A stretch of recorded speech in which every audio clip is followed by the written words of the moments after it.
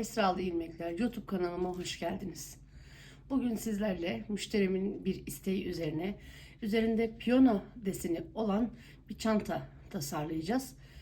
Kendisi bana nasıl bir şeyler istediğini tarif etti. Onun üzerine şöyle çantayı yapmaya biz de başlayalım. Makrome ipten bir çanta öreceğim. Uzun ömürlü ve sağlıklı olması açısından. Siyah ve beyaz renkleri kullanacağım. Ama genel olarak şu anda alt tabanını siyah olarak yapacağım için başlangıç kısmını şu anda siyah ipimle yanımda. İpimin kalınlığı 4 numara 4 numara bir polyester makrome iplik kullanıyorum şu anda ve bunu 3,5 milim tığla öreceğim. Şimdi zincir çekerek işlemimize başlayalım. Çok büyük bir tabanı olmayacak. Direkt zincir üzerine bir sıra veya iki sıra arttırmayla bir taban oluşturacağım. Bunu da gidişata göre karar vereceğim. Bir zincir çektim. Bu benim bağlama zincirim ve ben bağlama zincirini saymıyorum. Ve bunun üzerine 20 tane zincir çekeceğim. 2, 3, 4, 5, 6, 7, 8, 10, 11, 12, 13, 14, 15, 16, 17, 18, 19 ve 20. 20 ilmek çektim. Ben bunu bir ölçeyim. Şu anda ben tabanını kendim karardan 20 santim olarak hesapladım ama başlangıç kısmına gene de bir tabii 20 tane ilmek şu anda az gelecek. Aynen 12-11 santim olmuş. O zaman şöyle yapalım. Yani 20 santime tamamlayacak şekilde bir taban oluşturacağım. 23, 24, 25, 26, 27, 28, 29,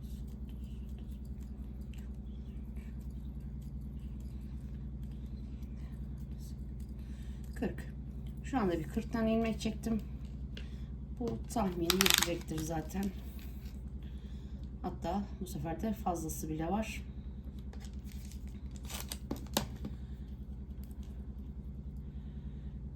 Dört, 5 tanesini daha geri alıp 35 ilmekte bırakayım.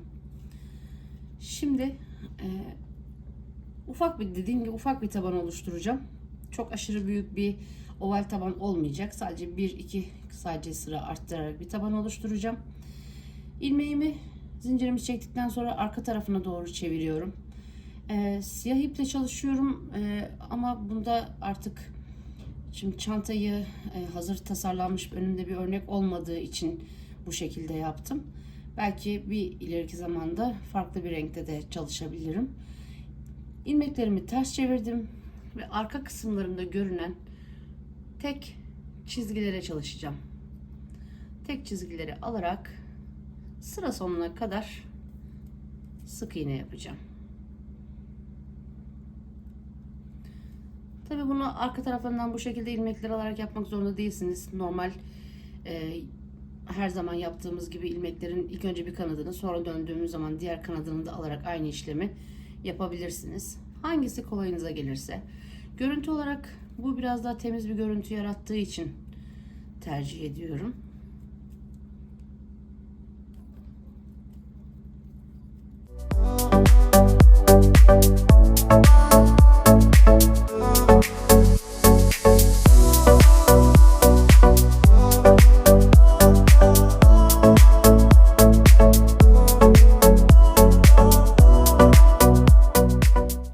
Evet, sıra sonuna geldim. Son bir tane ilmeğim kaldı. Bu son ilmeğin içerisine 3 tane ilmek yapacağım. 1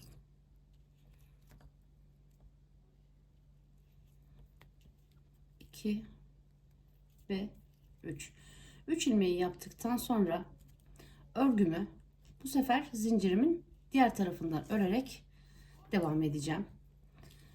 Bu ipi de arada yürüterek saklayacağım. Hemen sıradaki şimdi 1 2 3. burada hemen şu ilmekten sıradaki ilmekten başlayarak yine sıra sonuna kadar her birine birer tane batarak devam edeceğim.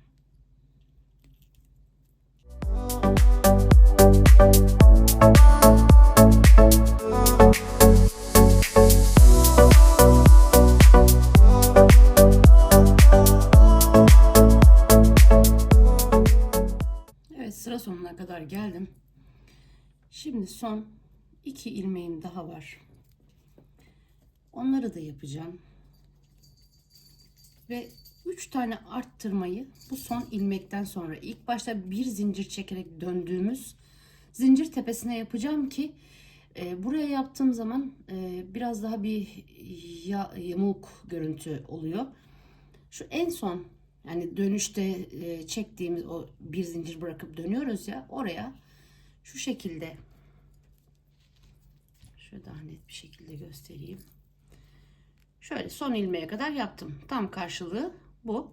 Şurada bir ufak bir tepe var. Tepe görüntüsü var şurada. Bu da bizim dönüşte kullandığımız zincir tepesi. Bu zincir tepesine batıyorum ve 3 tane ilmeği oraya yapacağım. Şu şekilde aldım. 1 2 ve 3. Şimdi spiral bir taban yapacağım için son yaptığım ilmeğe karıştırmamak için bir tane ilmek belirleyicisi takacağım.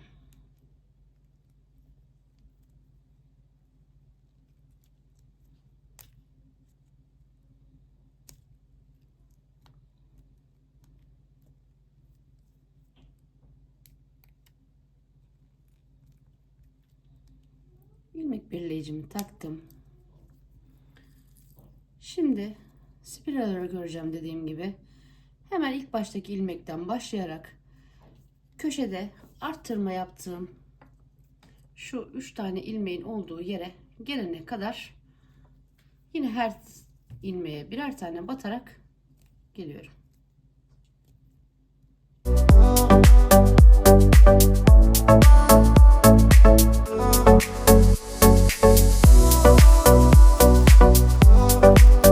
Evet, son arttırma yerine kadar geldim. Bu son ilmeğim.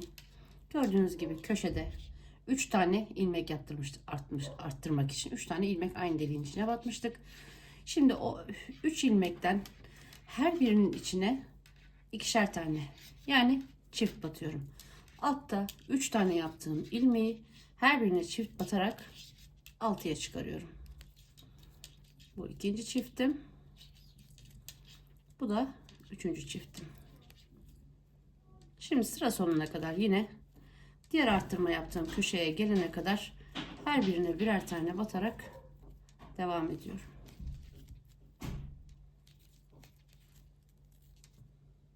Şimdi yeniden arttırma yerine doğru geliyorum. Son 2 tane ilmeğim. Bu en sonunda da yaptığımız 3 tane kalan ilmeğin içine de her birine ikişer tane batarak köşemi dönüyorum.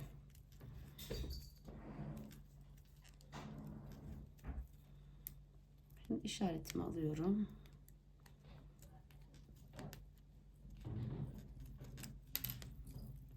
Buraya da çift batıyorum.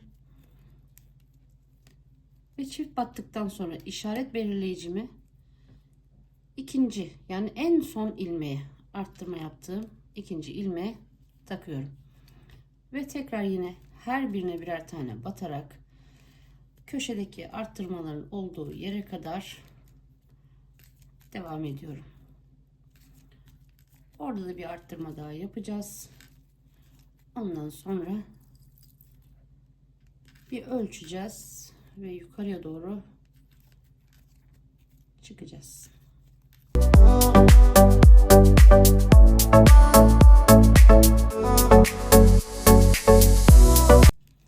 Yine köşe arttırma sırasına geldim. Gördüğünüz gibi şöyle daha net bir şekilde açayım. Çiftlerimin olduğu yerdeyim. Şimdi her bir çifte ilk önce öndekine tek, yanındakine çift.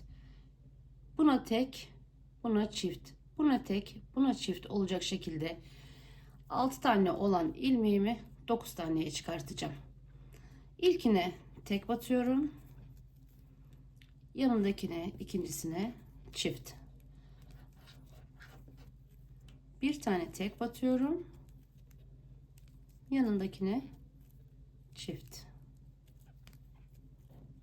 Bir tane tek ve son çiftimi yaparak köşe dönüşümü tamamladım. Şimdi sıra başına gelene kadar tekrar yeniden düz bir şekilde örüp arttırma yaptığım yerlere kadar geliyorum.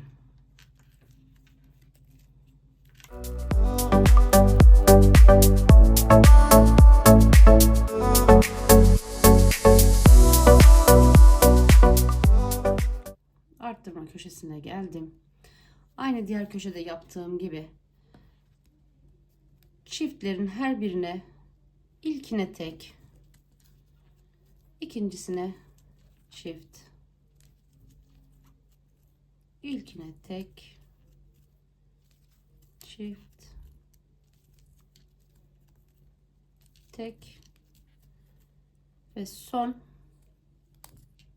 ilmeğime de çift batarak köşeyi döndüm. Şimdi bir ölçü alacağım. Benim için yeterli mi diye.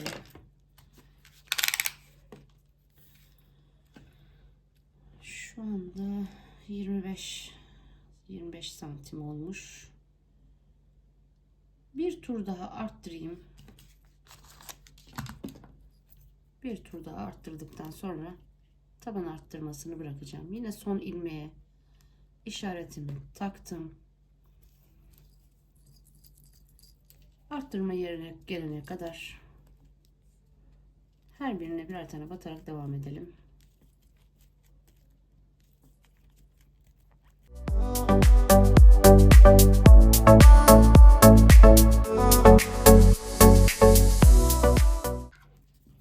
Evet, köşeye arttırma yerine geldim. Bir alt sırada bir tek bir çift yapmıştık. Şimdi iki tane tek bir tane çift yapacağız. Nerelere çift yapacağınızı eğer aklınız karışırsa altta görmüş olduğunuz çift, bir alt sırada görmüş olduğunuz çift her defasında sizin çift yapacağınız yerdir. Yani çiftler birbirinin ortasına gelecek şekilde devam eder. Şu şekilde de çiftim burada, çiftim burada, çiftim burada, çiftim burada. Yani sadece bu çiftleri takip ederek de yapmanız gereken yeri belirleyebilirsiniz. Yani çiftlerin ortasına geldiğiniz zaman çift yaparsanız eğer aradaki sayıyı takip etmenize gerek yok. Şimdi bildiğim için hani altta hani bir tek bir çift yaptım, şimdi iki tek bir çift diye söylüyorum. Ama diyelim ki aklınız karıştı, ben kaç yapacaktım diye düşünmeyin. Hemen çiftin olduğu yere, ortasına çiftin olduğu yere geldiğiniz zaman ortasına bir tane çift yapıp arttırmalarınızı devam ettirebilirsiniz. Şimdi son tek gördüğünüz gibi çiftim burada. Hemen içine bir tane daha çift yapacağım.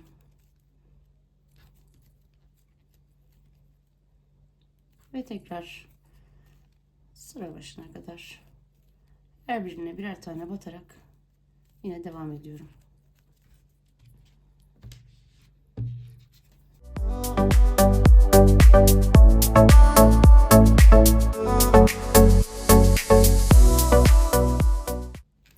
Evet, son arttırma köşeme geldim artık. Ondan sonra arttırma yapmayacağım. Tekimi battım. Gördüğünüz gibi çiftin olduğu yerdeyim. Şu anda burası çiftimin olduğu yer. Onun içine çift yapıyorum. Arada iki tane tekim var. Ve tekrar çift.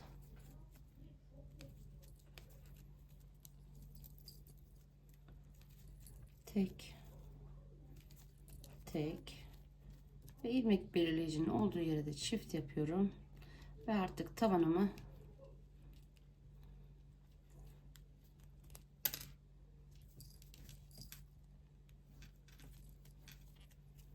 tabanımı bitireceğim.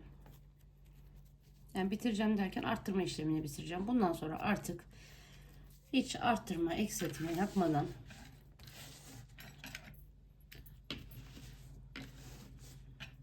spiral bir şekilde döne döne örmeye devam edeceğiz. Yine sıra başı kaybolmasın diye takalım.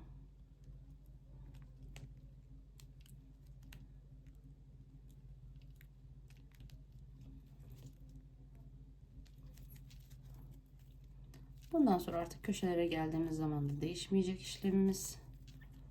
Her birine birer tane batarak artık model kurma yerine gelene kadar,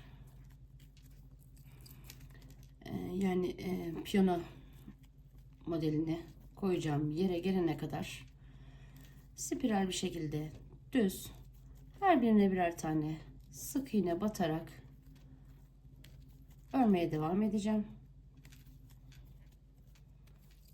Sonra model kurma kısmında tekrar görüşürüz. Evet, en son taban kısmını örmüştük ve şimdi üst kısma doğru ben istediğim uzunluğa gelene kadar örgümü bitirdim. Çok aşırı büyük bir çanta olmasını istemedim. O yüzden ölçüsünü de vereyim. Kısa bir mesafede bıraktım. 21 tabanına döndüğü zaman 22 santim uzunluğunda bir çanta oldu. Çantanın önünde arkasında herhangi bir detay yok. Düz sık iğne olarak ördüm ve bitirdim. Son ağız kısmına sadece biraz daha görüntü olarak düzgün durması açısından bir sıra ilmek kaydırma geçtim. Şu şekilde ağız kısmı daha temiz bir görüntü olsun diye ilmek kaydırma yaptım ve bitirdim. Daha ipi saklamadım. Burada da hala şu şekilde duruyor.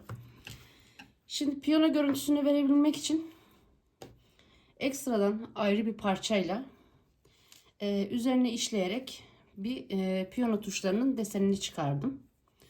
Bunu bu şekilde çantaya giydirme şeklinde düşündüm ben. Bu şekilde tasarladım. Ağız kısmından bu şekilde geçireceğiz. Köşeleri birbirine denk gelecek şekilde birebir bu şekilde işaretimizi aldıktan sonra ağız kısmına buradan dikişini tamamlayacağız.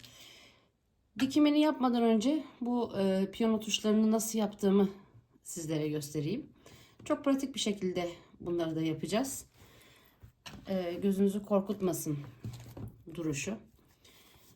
Şu şekilde hemen bir tane yapalım. Bir tane düz yapalım. Bir tane de tuş şeklinde olandan yapalım. Aralarına 1, 2, 3, 4, 5 aralık olacak şekilde sayarak 1, 2, 3, 4 ve 5. boşluğuma denk gelecek şekilde tığımı taktım. Tığımı arkadan ilmeğimi herhangi bir ipime bir düğüm atmadım. Zincir çekmeden direkt ön tarafa geçiriyorum. İpim arka tarafta. İpim arka tarafta kalacak. Bu ucunu şu şekilde tutuyorum. Kaymaması için. Aşağıya kadar dümdüz olacak şekilde tüm ilmek sırası boyunca ilmek kaydırma yapacağız. Hemen bir altındaki ilmeğe battım. İpimi çıkardım ve tığımın içerisindeki ilmekten geçirdim. Şunu sıkılıyorum sadece. Hemen bir alttakine batıyorum. İpimi çektim ve tığımın içindeki ipten geçirdim. Aşağı alt sıraya kadar, sıra sonuna kadar dümdüz bu şekilde devam ettim. Bu düz çubukları oluşturmak için dümdüz iniyorum aşağıya. Hemen bir altındakine battım. İpimi çektim ve tığımdaki ilmekten geçirdim. Battım, çektim ve geçirdim. Aşağıya kadar iniyorum.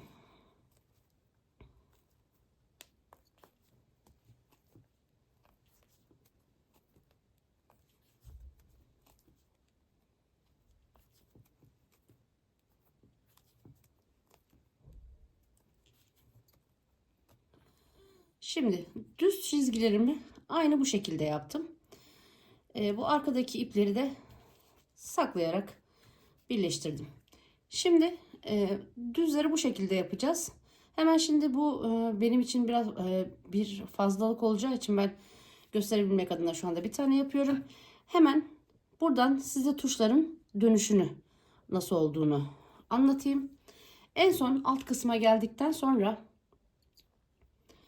boşluğum var. Hemen bir tane zincirle ipimi kilitledim. Daha sonra bu çekmiş olduğum yapmış olduğumuz yani ilmek kaydırmaların her bir kanadına şu şekilde tekrar girerek bir ilmek çıkartıp burayı sık iğne yapıyorum.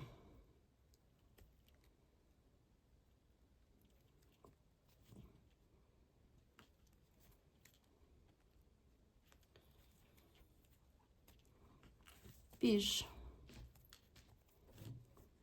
gördüğünüz gibi tek kanadına alarak bu 2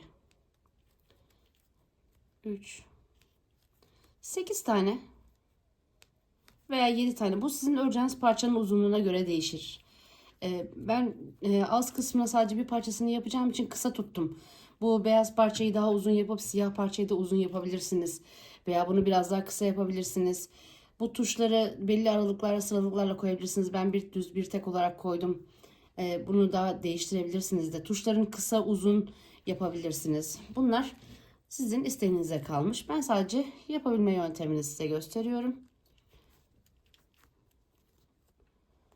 Sonuncuyu da yaptım. Sonuncuyu yaptıktan sonra bir tane zincir çekiyorum ve ilmeğimin öbür tarafına geçiş yapıyorum. Son battığım ilmek burada, bir tane zincir çektim. Hemen karşılığına denk olan diğer kanada alarak yine aşağıya kadar örmeye devam ediyorum. Sık iğne olarak.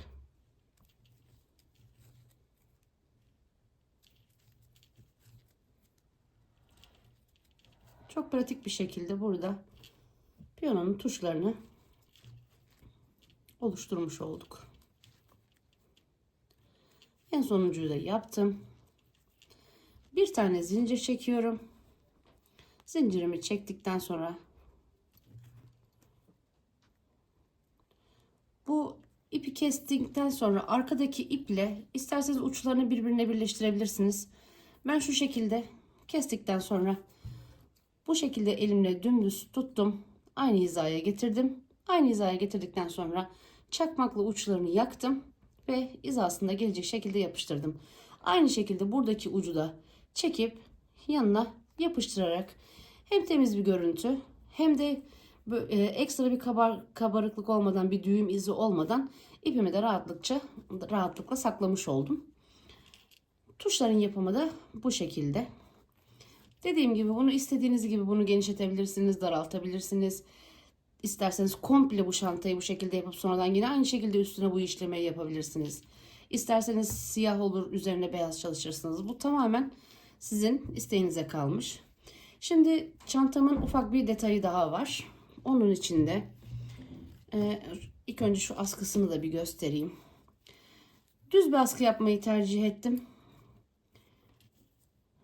Hemen 4 zincir çektim ve 3 tane trabzan olacak şekilde ilk önce bir sıra sık iğne, bir sıra trabzan olarak ben ördüm. 4 tane zincir çektim, 3 tane sık iğnemi yaptım, bir zincir çektim, geriye döndüm. Bu sefer 3 tane ikili trabzan yaptım, döndüm, sık iğne yaptım. Yani bir sıra sık iğne, bir sıra trabzan, bir sıra sık iğne, bir sıra trabzan olacak şekilde istediğiniz uzunlukta ben 80 santim olarak çantamı yaptım. Yani bunlar tabii ki müşterilerinizin talebine göre de değişecektir. Ben müşterimin talebine göre hareket ettim bunları yaparken. Onun istediği ayarda yaptım. Bunu da dikme olarak kullanacağız. Bunu da kenara koyuyorum. En son çantanın üzerine nota ve sol anahtarı işleyeceğiz. Şu şekilde çantamı geçireyim. Şu ağız kısmını sonra dikeceğim. Ağız kısmını eşitledim, ortaladım çantamı. Ağız kısmını yerleştirdikten sonra üzerine bir de beyaz iple zincirler, belli uzunluklarda, karışık uzunluklarda zincirler çektim ve bu zincirlerle çantanın üzerine sol anahtarı ve nota yapacağım. Eğer alırsa bu tarafa 2 tane, eğer olmazsa şimdi 1 veya 2 tane, onu kararlayacağız. Şimdi sol anahtarımızı çizmeye başlayalım şöyle. Şimdi tabii ki biraz dengesiz olacak. Bunu isterseniz yapıştırabilirsiniz. İsterseniz dikebilirsiniz. Ben daha sağlam olması açısından dikerek yapacağım. Garantili olsun diye. Şu uçlarını şu şekilde böyle kalsın. Şöyle. Bunu da şöyle yuvarladıktan sonra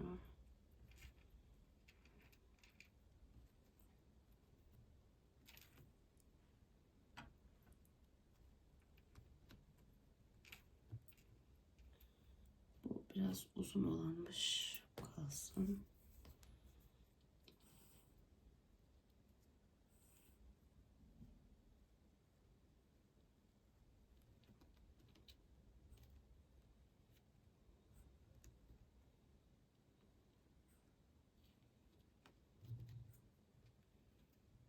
Bunu biraz daha kısaltabilirim. Ya da şunu şöyle biraz daha yoğunlaştırayım. Şeklinin görünmesi açısından. Şöyle. Böyle de notalar. 2 tane de nota yaparım büyük ihtimalle. Ondan sonra üzerine çeşitli yerlerine şu şekilde karışık düğmeler dikeceğim. Görsel açısından zengin durması için. Şimdilik bu şekilde. Şimdi bunları hemen yerleştirdiğim yerlerine dikmeye başlayayım. En son haliyle geleceğiz.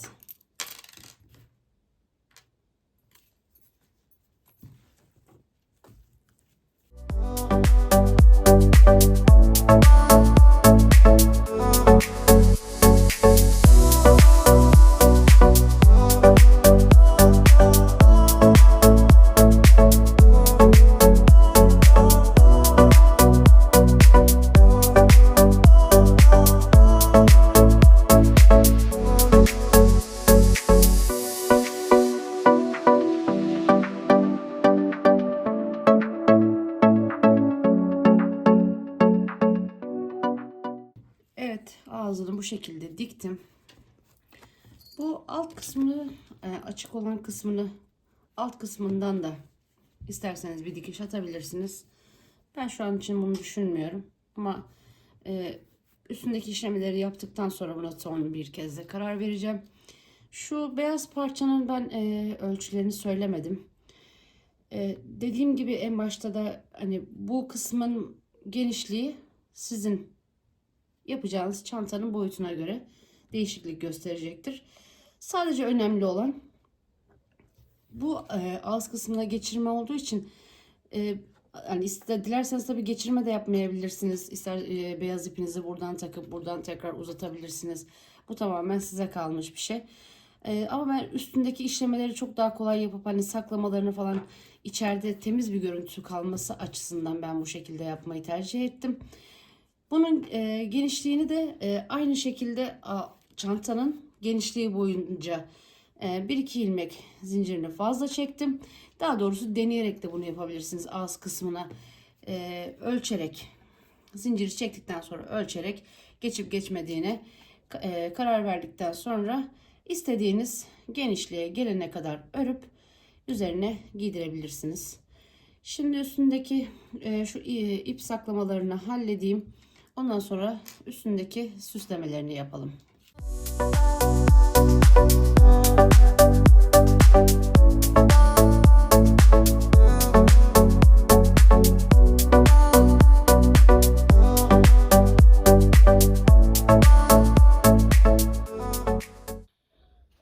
baştan dikerim diye düşünmüştüm ama baktım ki çok zor olacak.